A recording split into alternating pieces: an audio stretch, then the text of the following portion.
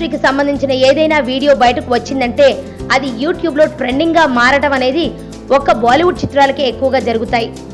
Bollywood film ఇండస్ట్రీకి చెందిన ఏ video అయినా రిలీజ్ అయిందంటే అది యూట్యూబ్లో వెంటనే ట్రెండింగ్ అవుతుంది.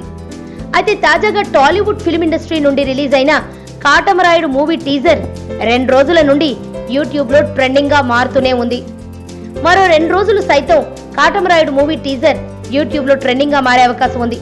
దీనికి సంబంధించిన వివరాల్లోకి వెళితే పవర్ స్టార్ పవన్ కళ్యాణ్ హీరోగా నటిస్తోన్న కాటమరాయుడు సినిమాపై అభిమానుల్లో అంచనాలు తారాస్థాయికి చేరుకున్నాయి.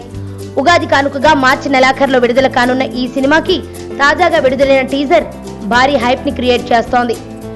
60 గంటల్లో ఈ టీజర్ 5 మిలియన్ వ్యూస్ సాధించడంతో ఈ మూవీపై అంతటా చర్చనీయాంశంగా మారాయి.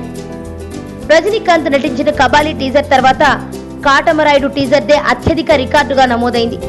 అయితే తాజాగా బాలీవుడ్ స్టార్ హీరో సల్మాన్ ఖాన్ సైతం ఈ మూవీ టీజర్ పై షాకింగ్ ఎక్స్ప్రెషన్స్ ఇచ్చారు. ట్రెండింగ్ గా మారిన కాటమరాయుడు టీజర్ ని తనకు బాగా నచ్చిందంటూ సల్మాన్ కామెంట్ చేయడం ఇప్పుడు సర్వత్రా చర్చనీయాంశంగా మారింది.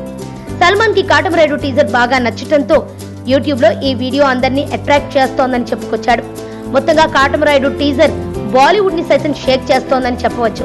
ఇక కాటమరాయుడు మూవీకి యూట్యూబ్ లో 174K లైక్స్ సాధించి నెంబర్ 1 స్థానంలో కొనసాగుతోంది.